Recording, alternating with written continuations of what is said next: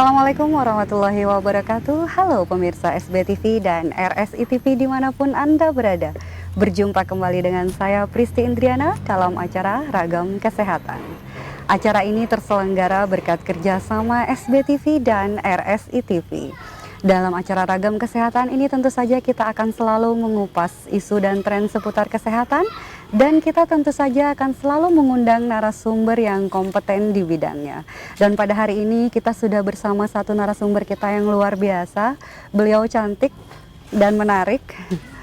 Beliau adalah Dr. Gigi Eldina Febrianiva, spesialis konservasi gigi. Beliau adalah salah satu dokter gigi yang bekerja di Rumah Sakit Umum Daerah Sultan Imanuddin Pangkalan Bun, dan beliau juga berpraktek mandiri di Jalan Paku Negara, tepatnya di samping pom bensin. Beliau berpraktek di sana sejak hari Senin sampai dengan Jumat pukul 4 sore sampai dengan jam 8 malam. Langsung saja kita menyapa narasumber kita pada hari ini.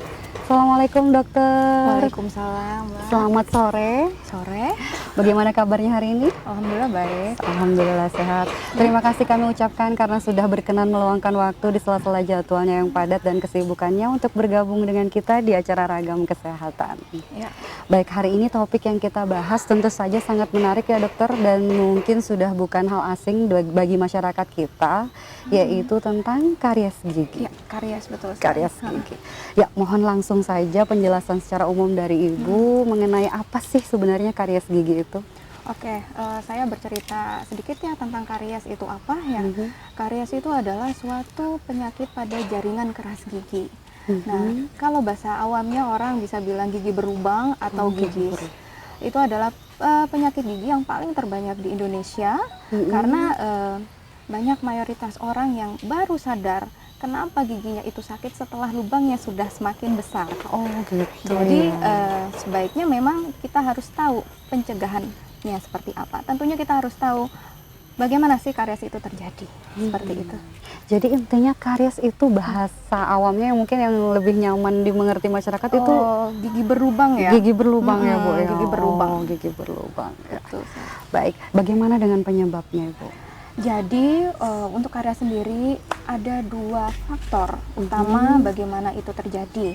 Yang pertama adalah faktor etiologi, dan yang kedua adalah faktor resiko penyebab karies. Jadi resiko yang menunjang karies itu bisa terjadi. Nah, saya akan menjelaskan langsung ya untuk yang pertama mengenai tentang faktor etiologinya. Etiologi adalah penyebab. Jadi karies itu bisa terjadi harus ada 4 faktornya dari etiologi itu sendiri. Yang pertama ada bakterinya. Bakteri. Ya. Yang kedua ada host. Host itu adalah rumah bagi bakteri itu menempel. Dimana kalau di dalam mulut adalah giginya itu sendiri ya. Giginya sebagai host. Fokus utama kita gigi. Kemudian yang ketiga adalah waktu. Dan yang terakhir ya adalah makanan. Nah, jadi saya mau jelaskan satu-satu nih, Mbak. Yang pertama adalah mikroorganisme atau bakterinya itu sendiri. Tentunya bagaimana itu terjadi pasti ada peran bakteri. Bakteri itu di dalam mulut banyak, baik yang normal atau flora normal ataupun yang patologis. Di sini karies bisa terjadi tentunya yang sudah patologis ya, karena di dalam mulut itu harus perlu keseimbangan ya. Kemudian yang kedua tadi adalah host atau gigi. Permukaan gigi itu kan bermacam-macam ya. Ada yang dia licin, ada dia yang berlekuk-lekuk seperti pada gigi belakang. Itu memudahkan untuk sisa makanan menempel. Terus gigi yang bentuknya posisinya bertabrakan, berantakan, itu juga meningkatkan terjadinya karies. Terus ketiga, jelas makanan. Kenapa makanan? Karena makanan itu adalah merupakan energi untuk si bakteri agar dia bisa melakukan metabolismenya sehingga terjadi karies. Kemudian waktu ya, waktu itu adalah perjalanan. Biasanya pada karies awal-awal dia tidak akan terasa sakit. Karena saya akan melihatkan ya, ini bentuk dari gigi, ada email, ada dentin yang kuning, dan yang terakhir adalah kamar saraf atau pulpa. Di email sendiri ini adalah bagian keras. Saat awal-awal masuk ke sini kariesnya itu tidak terasa sakit biasanya. orang akan baru merasakan komplain, keluhan saat sudah mulai masuk ke dalam sini. Dia berjalan waktu. Itulah fungsi dari faktor waktu. Waktu tadi itu Waktu, ya. iya. Sangat berperan juga ternyata. Ternyata memang butuh proses juga karies gigi, tidak langsung semata-mata terjadi gitu ya Bu. Itu baru yang pertama, masih ada faktor lain lagi. Itu tadi etiologi, dari sudut pandang etiologi. Lalu bagaimana dengan faktor risikonya tadi Bu? Faktor risiko itu semuanya berhubungan dari si pasien. Si pasien Sendiri. Itu kalau tadi faktor etiologi, semua itu pasti kita akan jalani tiap hari. Tidak bisa kita ubah ya. Kebiasaan. Gitu ya. Nah, cuman kalau untuk faktor risiko peningkatan terjadinya karies itu yang pertama adalah saliva atau air liur. Air liur pasti selalu ada dalam mulut kita. Betul. Cuman volume air liur itu akan mempengaruhi tingkat tingginya karies. Oh gitu.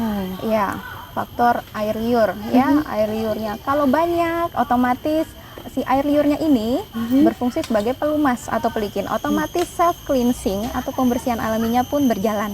Oh, berjalan. Jadi bagus ya kalau banyak salivanya. Ya. Kedua, saliva atau air liur itu juga ada sifat antibakterial, antibody, kemudian juga dia sebagai buffering kimiawi terhadap metabolisme bakteri. Nah, itu nanti akan saya jelaskan lagi untuk proses terjadinya secara langsung ya. Baik. Masih banyak lagi ya. Yang ketiga ya, tingkat pengalaman kariesnya. Kalau biasanya waktu kecil cenderung karies, kemungkinan bisa terjadi juga di saat dewasa. Oh gitu. Tergantung lagi kepada habitnya, lifestyle-nya gitu. Lifestyle-nya. Kemudian pembersihan gigi, jangan lupa pembersihan gigi. Itu saja sangat penting. Sangat penting. Kemudian pola makan dan makanan yang diasup. Baik. Itu tadi ada Ibu singgung di faktor resiko mengenai pengalaman karies. Nah, sepanjang pengalaman Ibu sebagai dokter gigi, rentang usia berapa yang sangat rentan sekali mengalami karies gigi? Iya. Oke, jadi sebenarnya kita harus memahami karies sejak kapan sih? Sebenarnya sejak kecil. Sejak kecil kapan? Sebenarnya sejak bayi ya. Sejak bayi bisa Sejak juga? bayi. Padahal dia belum punya gigi tuh. Bayi dalam artian begini ya. Sudah mulai tumbuh giginya. Kan masih hitungan bayi ya. Nah, di beberapa bulan dia ada anak bayi yang mulai umur 5-6 bulan sudah mulai tumbuh giginya. Nah, itu yang harus kita perhatikan. Mengapa? Karena anak bayi butuh minum susu ya.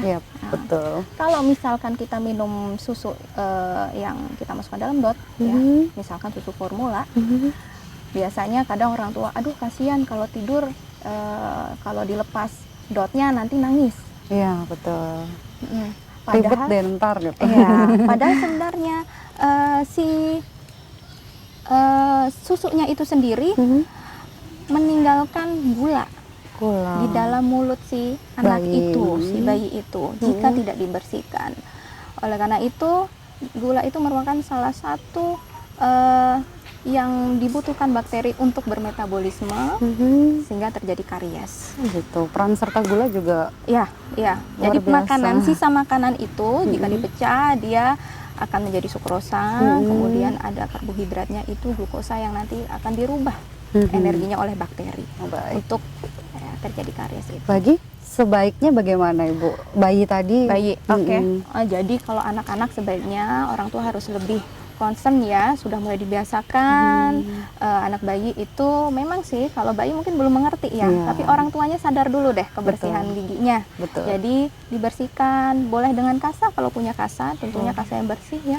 Yang kedua kain bersih kalau tidak ada kasa. Oh gitu. Itu dioleskan dengan apa? Selain kasa, apakah dengan air biasa? Ada sekarang odol yang bisa dipakai untuk anak-anak dan bayi, jadi terkelan tidak masalah. Cuman cuman memang agak sulit ya sekarang kalinya, kalau mungkin lihat di pangkalan bumi agak susah. Tapi sebenarnya tidak masalah, yang penting bersih. Gunakan air yang bersih untuk membersihkan. Air hangat mungkin boleh. Yang penting permukaannya itu tidak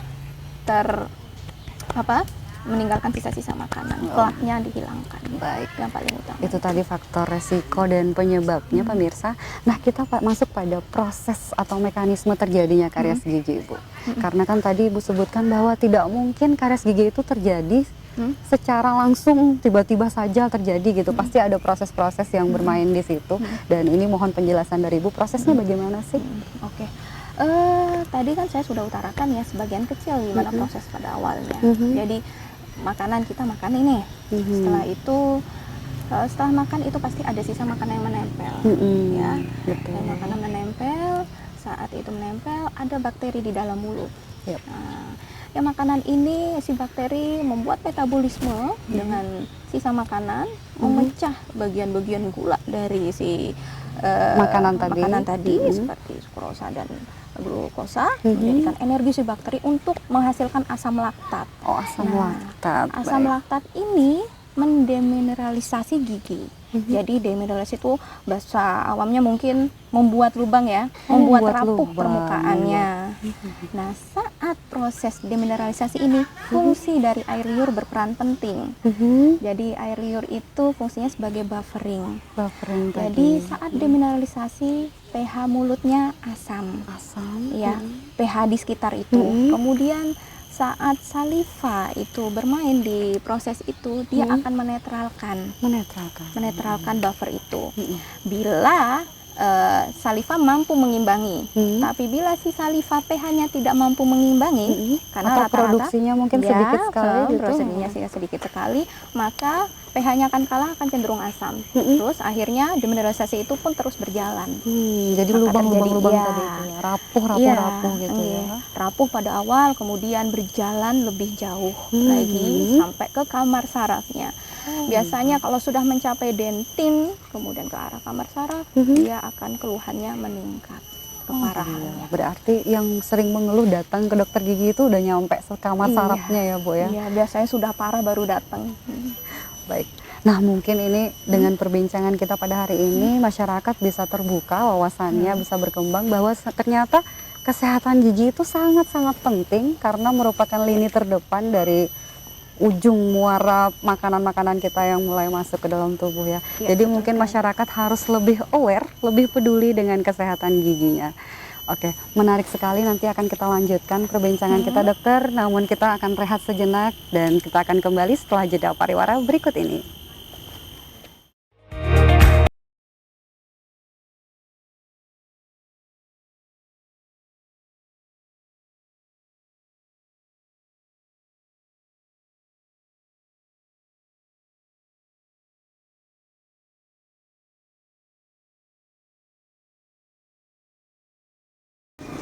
Baik pemirsa SBTV dan RSI TV dimanapun Anda berada, kita kembali dalam acara Ragam Kesehatan. Dan sekarang kita sudah bersama narasumber kita, beliau adalah Dr. Gigi Eldina Febrianita, spesialis konservasi gigi yang akan membahas tentang karies gigi atau bahasa awamnya bisa dibilang gigi berlubang. Baik, kita lanjutkan dokter, perbincangan kita semakin kesini semakin menarik. Tadi kita sudah membahas tentang apa sih sebenarnya karies gigi, penyebabnya dari sisi etiologi dan juga faktor resiko. Berikut juga dengan langsung proses mekanisme terjadinya.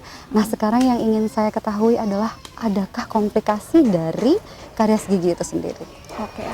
Kalau kita berbicara tentang komplikasi, ya sebenarnya kita bisa ngeliat dari lokal dulu. Jadi lokal tuh dari gigi sekitar itu, kemudian secara sistemik seperti apa? Sistemik itu seluruh tubuh ya. Nah, yang pertama saya berbicara tentang lokalnya ya. Lokal kalau dilihat dari ini, pertama-tama emailnya cuman area sini ya, ini email ya. Terus kemudian lubangnya di sini. Saat ini emang nggak kerasa. Kemudian berlanjut sampai ke dentin. Dentin udah mulai ngilu, waktu kumur ngilu. Nah, itu masih makan makanan yang ekstrim, misalnya terlalu panas, terlalu dingin itu ngilu. Ngilu. Pokoknya dengan rangsang dia ngilu. Yaitu kalau segera dirawat, kemungkinan untuk dipertahankan giginya dalam keadaan masih vital atau masih hidup sarafnya itu masih bisa. Tetapi menjadi bermasalah lagi bila kedalaman dari lubangnya ini mencapai kamar saraf. Nah, sampai kamar saraf ini biasanya diawali dengan nyeri yang tiba-tiba. Kita diam aja sudah ngilu. Udah ngilu. Sakit, tanpa gitu. adanya ada rangsang tadi ngilu ya? sekali.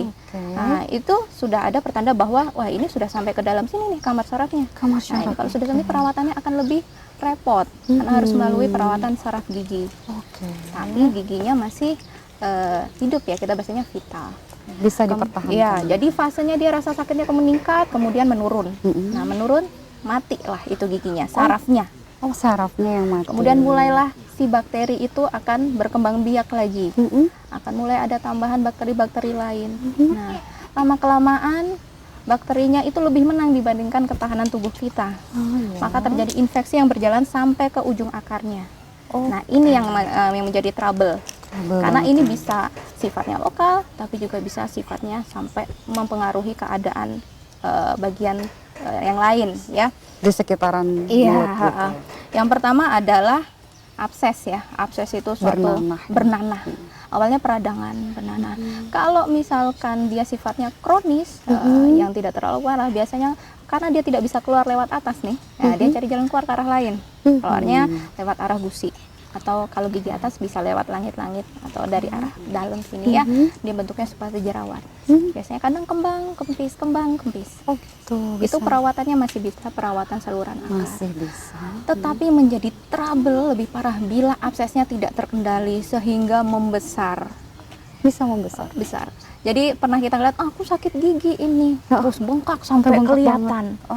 Apakah itu bisa dicabut? Nggak boleh. Oh, nggak boleh malah justru. Karena ini infeksinya lagi akut ya, lagi tinggi-tingginya. Jika kita lakukan pencabutan, malah infeksinya kemana-mana. Jadi itu yang harus diredakan dulu. Terkadang dengan pembengkakannya sampai sebesar ini, perawatannya harus dengan bedah. Itulah yang menyulitkan. Dibedah, dikeluarkan nanahnya. Permasalahan lagi jika nanah itu menyebar. Jadi tidak hanya satu sisi, satu dimensi ruang, tapi dia sampai ke dalam. Yang menjadi bahaya bila nanahnya itu berjalan sampai ke arah jalan tenggorokan, gitu. jalan nafas. Dia akan malah menjadi penghalang kita untuk bernafas. Berbahaya sekali. Berbahaya sekali. Itu yang lokal saja sudah sangat berbahaya sekali ya, Bu ya. Itu dari lokal sampai ke ya. Saya menceritakan dari awal sampai ke arah yang mempengaruhi seluruh tubuh kita. Baik. Jadi baru gigi yang area situ, yang atas juga bisa. Kadang ada orang yang bilang, aduh saya kalau cabut gigi atas nanti bisa buta. Nah, betul. Saya sering sekali itu mendengar itu di masyarakat. Tapi itu sebenarnya bukan dari cabut giginya yang bikin buta, tapi dari infeksinya yang menjalar. Jadi pada gigi atas dia berbatasan dengan sinus hidung gitu ya. Sinus hidung. Dia ada ketebalan tertentu antara batas antara ujung dari akar giginya dengan sinusnya. Saat infeksi itu berjalan, pasti dia akan selalu mencari jalan keluar ya. Nah, kemudian dia masuk ke arah sinus, tembus. Nah, saat perjalanan infeksinya akut atau lagi kenceng-kencengnya nih, nah dia berjalan dari sinus bisa ke arah organ lain nih, daerah lain, mata segala macam itu bisa ya. Pentingnya seorang pasien menceritakan keadaan giginya dari awal sampai akhir. Rasa sakitnya itu adalah penting juga untuk dokter dan keselamatan pasien. Di sini saya perlu menegaskannya, jangan karena ingin cabut gigi ya, padahal giginya sedang sakit. Saya nggak sakit dok, udah nggak sakit lagi, padahal sebenarnya masih sakit, terus dipaksa dicabut. Oh gitu. Ya kadang-kadang mereka memutuskan. Iya, karena tidak mau repot ya. Betul banget. Cuman efeknya adalah penyebaran dari infeksi itu bila belum diredakan. Malah semakin berbahaya ya dokter. Semakin berbahaya. Jadi kalau dalam kondisi seperti itu akut ya, itu harus diredakan dulu infeksinya. Sudah tidak masalah, sudah tidak ada rasa sakit, dan itu tidak hanya dari keluhan saja, tapi ada pemeriksaan. Oke, dari klinisnya juga dilihat ya. Jadi dokter lebih tahu kalau pastinya ya. Jujurlah pada diri sendiri. Jangan karena pingin cepat selesai terus cabut aja, tapi efeknya itu yang bisa lebih jauh lagi. Karena untuk perawatannya sendiri butuh waktu ya Bu ya. Iya, mungkin butuh masyarakat waktu. kita juga ribet, mungkin membutuhkan waktu yang banyak, berkali-kali harus datang ke dokter gigi gitu. Jadi tapi sangat penting sekali kita mengetahui riwayat terjadinya infeksi itu infeksi tadi. itu. Itu untuk lokal di sekitar gigi, dan sudah Ibu ceritakan juga untuk sistemik tadi sampai ke jalan nafas. Apakah selain itu bisa juga mempengaruhi organ-organ tubuh kita yang lain? Misalnya, adakah penyakit-penyakit lain yang disebabkan oleh awalnya dari karies gigi? Oke, dari lubang juga bisa, kadang ada hubungannya dengan sinusitis. Ya, tadi saya ulangi lagi, kadang dari sinusitis biasanya dari dokter THT merujuk ke bagian gigi, ada nggak ini penyebabnya dari berlubang. Nah, itu harus ditangani. Kedua, karena kalau tidak seperti itu sinusnya mungkin juga tidak maksudnya pengobatannya tidak sebagus kalau ini belum dirawat ini. Terus yang kedua penyebab bakteri endokarditis, jadi ke arah jantung. Jadi gigi itu bahaya sekali ya, Bu, di sini ya? kan ada kamar saraf ya. Di dalam kamar saraf ini ada pembuluh darah dan saraf. Walaupun sebenarnya dia kecil-kecil, tapi kan dia tetap mengalirkan aliran darah lewat ujung akar. Betul. Nah, kemudian mengalirlah darah ini. Itu kemungkinan kalau ada bakteri penyebab endokarditis. Jadi bisa masuk lewat situ jalan ini. Oke, ternyata komplikasi dari karies gigi ini sangat berbahaya sekali. Padahal kalau di masyarakat mungkin berpikirnya simpel banget, cuman sakit gigi aja gitu ya. Tapi ternyata luar biasa berbahaya pemirsa. Ingat, dokter kita sudah menjelaskan bahwa ternyata karies gigi itu sangat-sangat berbahaya karena komplikasinya sendiri bukan hanya di lokal pada gigi, tapi juga bisa sampai ke jalan nafas dan juga bahkan ke jantung. Jadi mungkin mulai sekarang masyarakat kita harus lebih aware ya Bu, ya, lebih peduli tentang kesehatan gigi. Jangan cuman estetikanya aja yang dipikirkan, tapi sehatnya yang harus kita utamakan terlebih dahulu. Nah, itu untuk komplikasi luar biasa sangat berbahaya sekali tadi ya Bu ya. Bagaimana dengan penata laksanaannya sendiri atau pencegahan dulu nih Bu? Kita kan ini kayaknya poin penting banget nih untuk masyarakat kita karena kita tahu bahwa mencegah tentu saja lebih baik daripada mengobati ya Bu ya. Jadi apa saja sih yang bisa kita lakukan untuk mencegah karies gigi ini? Oke, kalau untuk pencegahan ya itu terpusat dari diri sendiri dulu. Perbaikan dari diri sendiri. Baik. Yang pertama adalah kebiasaan. Kebiasaan itu sangat penting. Yang pertama, kebiasaan untuk membersihkan giginya. Membersihkan gigi yang pertama. Apakah membersihkan gigi, menyikat gigi akan lepas dari karies? Belum tentu, karena di situ ada air liur sebagai penyeimbang. Yang tadi saya ceritakan. Iya, betul sekali. Karena kan kalau sisa makanan selalu di dalam mulut ya. Betul.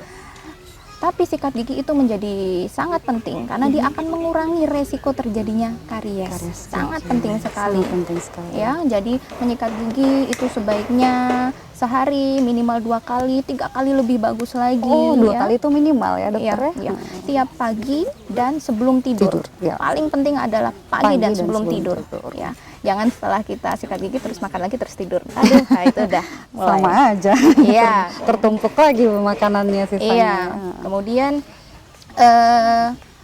Kemudian ini pembersihan juga tidak hanya dengan cara sikat gigi, bisa juga dengan benang floss atau benang gigi bagi yang area-area yang sulit kita jangkau dengan sikat gigi. Mungkin di sela-selanya itu ya Bu.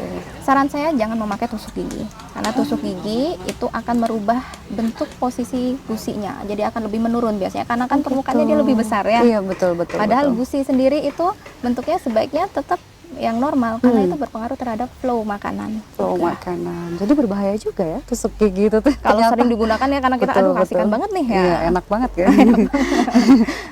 Untuk pembersihan gigi tadi Bu, mungkin selain waktunya tadi yang minimal 2 kali, boleh 3 kali, caranya yang benar gimana sih Bu? Oke, jadi untuk cara yang benar adalah sikat gigi itu caranya ada memutar. Jadi caranya berputar seperti ini. Berputar atau dari arah gusi ke gigi. Gusi gigi terus dari atas bawah. Kalau dari gigi ke bawah berarti dari gusi ke atas gitu ya? Dari gusi ke atas. Kalau dari atas berarti dari atas ke bawah. Dari atas ke bawah. Fungsinya apa? Jadi sikat gigi kita tidak hanya menyikat giginya, tapi memasas gusinya. Memijat gusinya. Kalau kita dalam satu posisi saja terlalu keras, sudah pemilihan sikat gigi yang kurang tepat, sebaiknya sikat gigi itu yang bulunya halus. Idealnya yang bulu halus ya? Yang halus ya, maksudnya tidak kasar, lembut. Gitu ya. Kemudian gerakannya itu jangan terlalu kuat. Kadang terlalu bersemangat sekali menyikat gigi. Yang ada permukaannya nanti malah bukannya lubang karena karies, tapi lubang karena menyikat gigi. Bisa juga bisa, ternyata. jadi dia cekung. Saat cekung, bakteri mudah nempel karena kan sifatnya kasar. Betul. Ya. Ternyata cara menyikat gigi juga penting sekali. Gusi kemudian turun. Nah, itu akan repot lagi. Jadi permasalahannya tidak hanya di gigi, jadi malah ke gusi juga. Bahaya juga. Nah, jadi kayaknya selama ini saya pribadi pun juga baru tahu nih Bu, cara menyikat gigi yang benar itu ternyata dari gusi ke gigi. Selama ini bener kayak gini-gini aja yang bagian atas, tapi yang bagian bawah nggak pernah diginiin tuh. Jadi memasas itu lebih enak ya. Jadi ada fase di mana si gusi ke atas dan ke bawah. Oh gitu. Kalau yang dari berputar tadi Berputar, itu iya. dimulai dari kanan kiri boleh bebas aja. Silakan bebas aja. Diputar gitu ya. Iya. Oke, baik. Itu dari tadi cara penyikat gigi yang benar. Terus untuk pencegahan yang lain? Pencegahan yang lain tentunya misalkan kita tidak bisa sikat gigi nih, misalnya dalam keadaan tertentu. Sariawan atau ke dalam sakit yang menyulitkan. Kumur dengan obat kumur tidak masalah. Oh boleh. Boleh. Cuman memang itu tidak bisa menggantikan fungsi utama penyikatan dari sikat gigi. Tetap Tapi ya. tapi kan tetap ada di situ ada antiseptiknya, cukup membantu. Daripada tidak sama Iya, sekali. tapi pilihlah yang tidak ada kandungan alkoholnya. Baik. Oh tidak ada kandungan alkohol. Iya, karena fungsinya nanti dia malah mengeringkan area mulut. Sedangkan kita perlu pembasahan dari air liur. Betul. Ya. Berarti harus cari yang non alkohol ya. Non-alkohol. Padahal produk-produk yang beredar di pasaran sepertinya banyak yang beralkohol ya Bu ya. Kalau kita cari lebih lanjut sih sebenarnya ada aja. Ada aja ya. Harus lebih hati-hati Ya, kita harus saja. melihat Betul, komposisinya apa sih gitu. kontennya yang memang harus dilihat ya Bu ya. Selain tadi Ibu ada menyinggung tentang benang gigi. Ya, apa benang gigi? Mungkin itu yang masih belum terlalu familiar di masyarakat kita. Jadi benang gigi itu cara pemakaiannya adalah dipotong kurang lebih segini ya, dimasukkan ke dalam gigi sela-selanya. Sela-selanya Hanya berfungsi sebagai membuang sisa-sisa makanan di sela-sela gigi yang Khusus di terjebak. sela-sela. Itu adalah pengganti yang baik dibanding dengan tusuk tusuk gigi. gigi. Idealnya apakah harus kita lakukan setiap hari bersamaan juga sih. dengan sikat gigi tadi? Tidak juga sih. Tidak juga. Tidak juga. Sekali-sekali Untuk saja alternatif, boleh ya boleh. alternatif.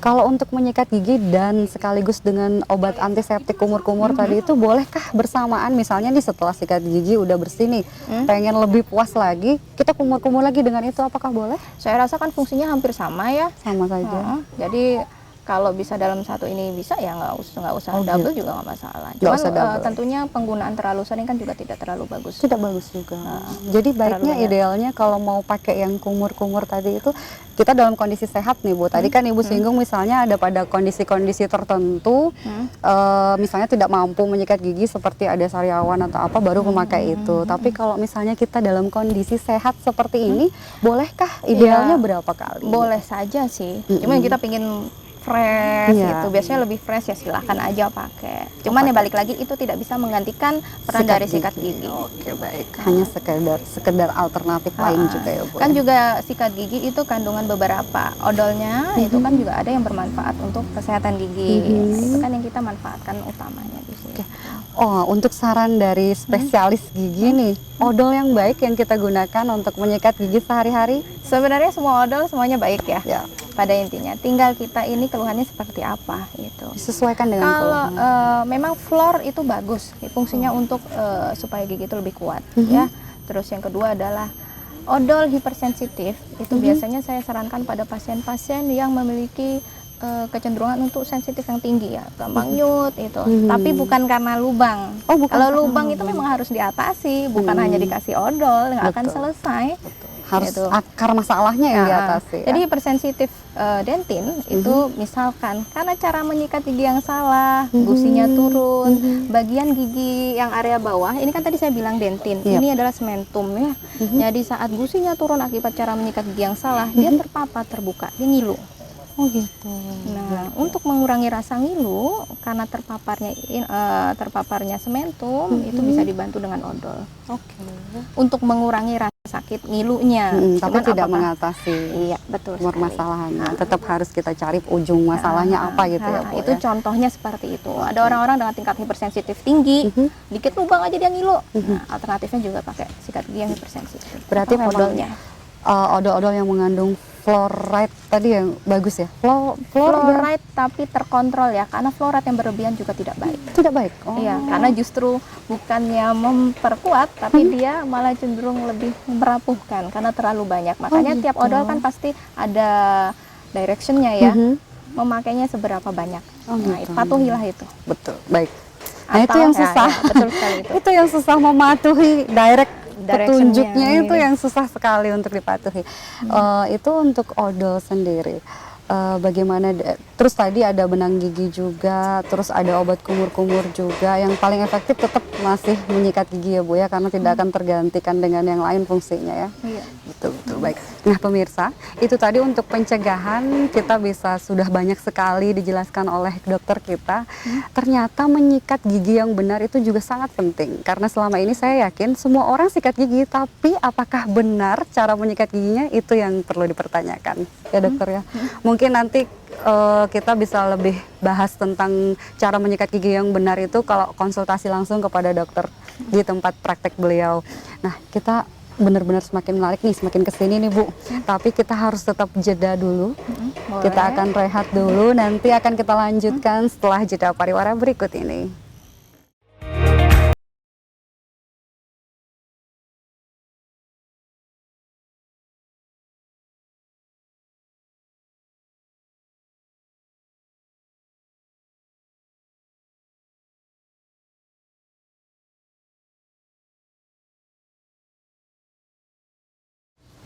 Baik pemirsa SBTV dan RSI TV dimanapun Anda berada, kita kembali dalam acara Ragam Kesehatan dan masih bersama Dr. Gigi Eldina.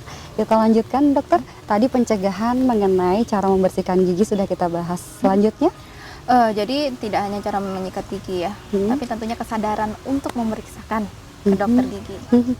Nah, untuk selanjutnya nanti kan bisa kelihatan ini perlu pencegahannya berhasil atau tidak, atau harus perlu perawatan.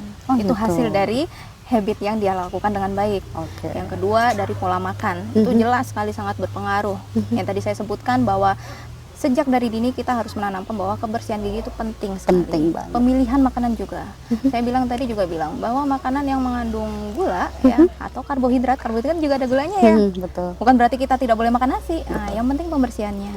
Kalau misalnya makanan manis itu juga boleh, tapi alangkah baiknya terkontrol itu akan lebih baik dibanding dengan berlebihan. Ya. Segala sesuatu yang berlebihan memang tidak baik ya. Kemudian asupan yang lain adalah makan makanan berserat. Makanan-makanan berserat seperti sayuran hijau yang segar. Kemudian buah-buahan, buah-buahan seperti yang di sini bisa kita lihat ya. Ada manggis, ini ada contohnya. Apa ini langsat ya? Langsat. Betul. Lagi booming. Lagi booming ya. Ini fresh dari pohonnya kita langsung hidangkan di sini. Nah, tentunya buah-buahan ini selain terdapat banyak vitamin ya, terutama vitamin C ya. Vitamin C itu kan fungsinya banyak ya. Kita sariawan, itu vitamin C adalah salah satu solusi untuk pengobatannya. Kemudian ada antioksidannya juga bagus. Kemudian ada antiinflamasinya. Walaupun sebenarnya itu kecil, tapi alangkah baik kalau kita terus memakannya secara teratur. Betul. Kemudian serat. Nah, serat itu adalah self cleansing alami ya. Karena serat itu membersihkan permukaan dari gigi itu ya. Jadi kalau kita makan buah-buahan ya lebih baik yang fresh. Yang fresh. Ya. Nah, kemudian kan juga ada proses pengunyahan. Proses pengunyahan kan saat makanan itu kita kunyah, baik buah maupun sayur, itu akan merangsang dari sekresi atau pengeluaran dari air liur. Balik lagi yang tadi saya jelaskan dari awal, air liur dengan volume yang baik, kemudian kekentalannya juga baik, ya, tidak terlalu kental, tapi cukup ya, cairnya cukup. Untuk melumas itu akan membantu sebagai pelumas dan banyak tadi yang saya sebutkan fungsinya. Jadi sangat penting sekali makan makanan yang kita asup. Sangat diperhatikan. Tentu saja gizi seimbang ya Bu. Gizi seimbang. Susu itu boleh. Ada kalsiumnya. Kemudian keju itu juga.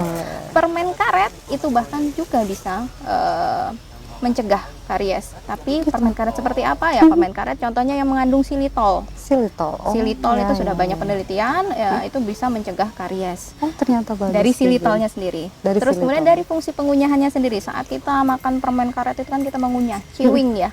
Itu merangsang dari sekresi air liur. Ternyata baik ya. Seperti itu kalau kita sehari-hari yang bisa kita amati dengan jelas. Nah itu tadi untuk pencegahan. Bagaimana dengan penata laksanaan ketika seseorang sudah menderita karies gigi? Sudah menderita ya. Selama ini kita edukasi kepada masyarakat adalah yang pertama adalah pencegahan dari diri sendiri. Kemudian kedua adalah kesadaran untuk berobat atau nggak usah berobat deh. Kalau kita ngomongin berobat sudah terlalu menakutkan ya. Memeriksakan gigi minimal 6 bulan sekali. Minimal 6 bulan sekali. Ke dokter gigi ya, jangan ke tempat yang lain, jangan ke tukang abal-abal ya. Karena tukang dengan dokter gigi pasti akan menemukan solusi yang baik, tepat ya. Sesuai memang kompetensinya. Betul. Iya. Jadi misalkan ya 6 bulan sekali kita ngelihat, oh ini pencegahan kemarin berhasil atau tidak? Berhasil, oh bagus. Perlu membersihkan karang atau tidak? Itu bagus. Perlu penambalan atau tidak? Penambalan itu pun terbagi bermacam-macam. Penambalan itu hanya bahasa umum ya. Tapi jenisnya bermacam-macam. Ada yang namanya dengan fissure silen. Fissure silen itu adalah perlindungan terhadap celah-celah di gigi yang kita lihat di bagian gigi belakang ya. Nah, itu biasanya rentan terhadap karies. Saya jelaskan tadi di sesi yang awal ya, itu bisa ditutup dengan perawatan fissure silen. Kemudian itu yang bahasa awalnya sering ditambal gitu ya. Ditambal perlindungannya. Betul. Kemudian aplikasi fluor dari dokter gigi juga bisa. Semacam gel atau pasta. Dan bagaimana kalau sudah terlanjur berlubang nih? Ya tentunya dibersihkan dulu lubangnya, kemudian ditambal. Tambalnya seperti apa? Ya kalau cuman masih ringan ya sebatas email masih bisa ditambal. Kemudian bila sudah sampai dentin, kita lihat keluhannya seperti apa. Apakah ada keluhan ngilu atau tidak? Atau ada keluhan dengan keluhan spontan atau tidak? Atau keluhannya hanya bila ada rangsang. Kalau bila ada rangsang ya biasanya kita redakan dulu sensitivitasnya itu. Bila tidak ada keluhan, pada kunjungan berikutnya bisa ditambal. Tetapi kalau misalkan keparahannya sudah sampai nyeri yang spontan yang tadi saya sebutkan, tanpa ada rangsang pun tiba-tiba sakit, itu mau nggak mau kita harus perawatan saluran akar. Nah, perawatan saluran akarnya itu adalah bagian yang terpenting untuk mempertahankan gigi kita supaya tetap di dalam rongga mulut kita. Itu butuh perawatan yang lama, beberapa waktu. Iya, kalau sudah parah, otomatis untuk bukan pencegahan ya, untuk mengatasinya pasti akan perlu banyak stepnya. Karena kuncinya adalah itu sudah masuk bakteri ke sini, apalagi giginya sudah sampai mati, kita harus mensterilkan area dalam ini. Ya. Berkali-kali kunjungan sampai benar-benar bersih, dan perawatannya rata-rata lama ya untuk kunjungannya. Kemudian otomatis dari segi biaya pun pasti akan berbeda. Maka oleh dari itu pencegahan akan lebih baik daripada mengobati. Kemudian pencegahannya apalagi sih dari semuanya ini ya?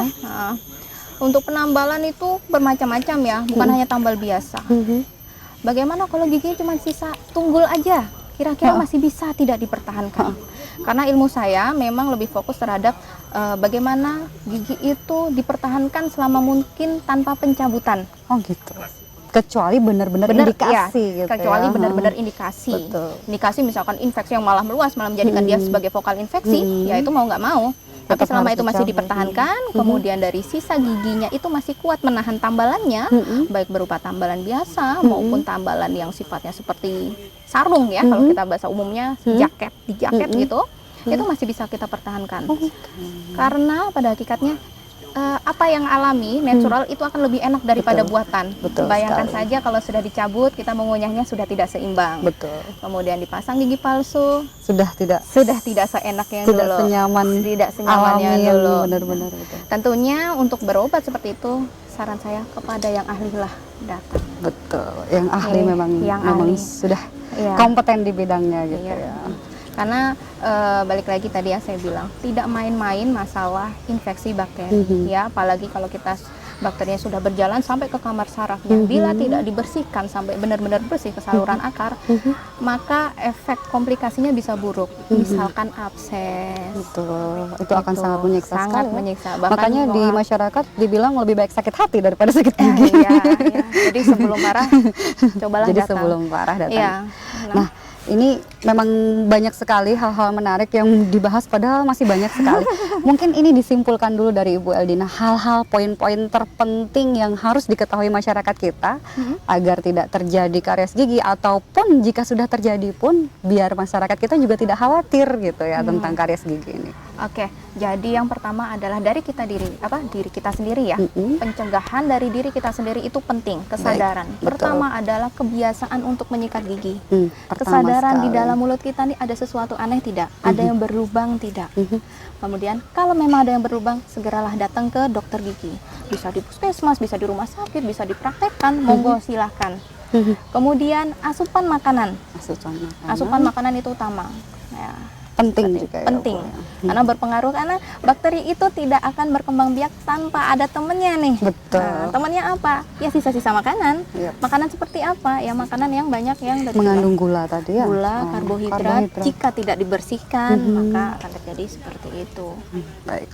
Kalau untuk host tadi Bu, host gigi sendiri ya sebagai hostnya itu ada faktor ini sendiri nggak? Misalnya ketahanan gigi tiap orang beda-beda gitu, ada nggak sih misalnya? Ketahanan gigi, kalau masalah host giginya ya nggak terlalu ini ya, pokoknya peran pentingnya memang itu semuanya saling berkaitan. Termasuk di dalam itu adalah air liur. Cuman memang biasanya pada individu dengan gigi-gigi yang berantakan itu memudahkan untuk makanan itu mudah terselip, sisa makanan sulit untuk dibersihkan. Nah itu memang lebih baik. Kalau memang ingin memperbaiki sekalian estetik, itu juga memperbaiki dari segi fungsi. Maka rapikanlah gigi tersebut. Kalau sekarang namanya bracket ya, lagi hits. Tapi sebenarnya itu ada fungsi yang baik untuk pengunyahan, mengembalikan pengunyahan sesuai dengan posisinya masing-masing. Jadi bukan hanya estetikanya saja yang didapat, tapi fungsinya juga. Fungsinya, yang paling penting ada fungsi. Jadi mungkin saya bisa tambahkan ya, karena sekarang lagi marak sekali yang namanya bracket untuk hias aja. Jangan salah, memakai bracket itu sebenarnya menyakitkan bila tidak sesuai dengan fungsinya. Betul. Karena tarikan suatu alat itu ada ukurannya. Jadi saran saya, datanglah ke dokter gigi untuk memperbaiki gigi, jangan ke tempat yang lain. Datang tetap pada ahlinya. Iya, betul. Baik sekali. Pemirsa, itu tadi sudah banyak sekali yang kita bahas tentang gigi, seputar karies gigi, dan tentu saja kesadaran masyarakat kita tentang kesehatan gigi harus lebih-lebih diutamakan. Jadi datanglah kepada ahlinya jika terdapat masalah ataupun belum terdapat masalah pun. Betul ya Bu ya, tetap harus sadar dulu gitu, sadar diri jangan sampai terjadi masalah. Ingat, datang kepada ahlinya. Baik dokter, menarik sekali pembicaraan kita hari ini, namun karena waktu kita yang terbatas, kita harus mengakhiri pembicaraan kita. Mudah-mudahan lain waktu kita dapat bertemu kembali dan membahas topik yang lebih menarik dan bisa membuka wawasan masyarakat kita. Iya, terima kasih.